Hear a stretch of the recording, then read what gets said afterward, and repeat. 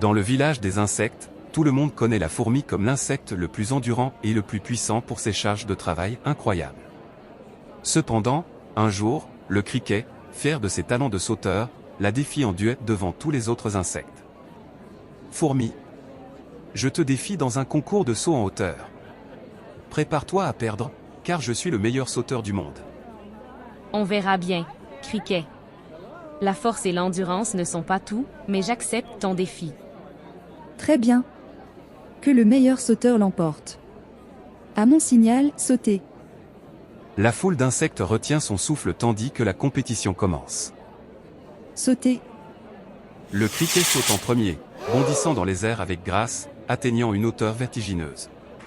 La foule applaudit. Waouh! Regardez ce saut incroyable. Ensuite, c'est au tour de la fourmi. Avec une concentration intense, elle prend son élan et saute, mais malgré toute sa force, elle ne peut égaler la hauteur du criquet. Je dois l'admettre, criquet, tu as gagné cette fois-ci.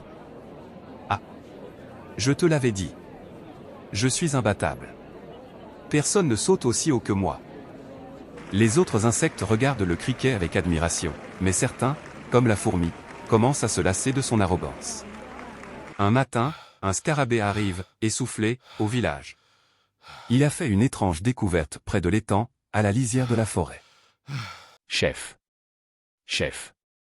J'ai vu une créature étrange près de l'étang. Elle est verte, elle a de longues pattes, et elle bondit aussi haut que les nuages. Une créature verte. Laisse-moi réfléchir. Peut-être une nouvelle espèce.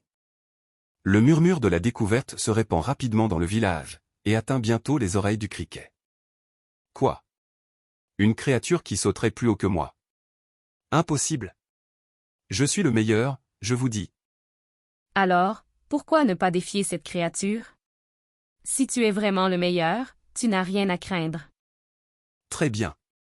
Je vais lui montrer qui est le roi des sauteurs. Amenez-moi cette créature. Le lendemain, près de l'étang, le village entier s'est rassemblé pour assister au défi du criquet contre cette mystérieuse créature, une grenouille.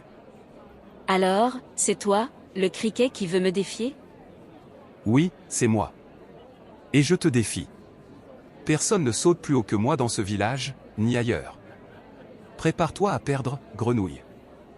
Très bien, je suis prête. Le criquet commence, bondissant aussi haut qu'il peut, atteignant des sommets impressionnants. Les spectateurs sont éblouis. Regardez, il est incroyable. Personne ne peut battre ça. Puis, c'est au tour de la grenouille. D'un mouvement gracieux, elle bondit si haut qu'elle dépasse les branches des arbres, disparaissant presque dans les nuages avant de retomber délicatement dans l'eau. Incroyable. Elle l'a fait. Le criquet, abasourdi, reste sans voix. La grenouille, elle, s'approche doucement.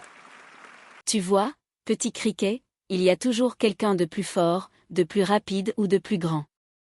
Mais cela ne signifie pas que tu n'es pas spécial à ta manière. Je comprends maintenant. J'ai été trop orgueilleux. Il faut savoir accepter que l'on n'est pas toujours le meilleur.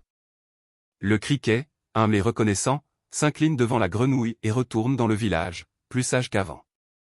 Et ainsi, le criquet comprit une leçon précieuse, être le meilleur n'est pas tout, et il y a toujours des choses à apprendre de ceux qui nous entourent.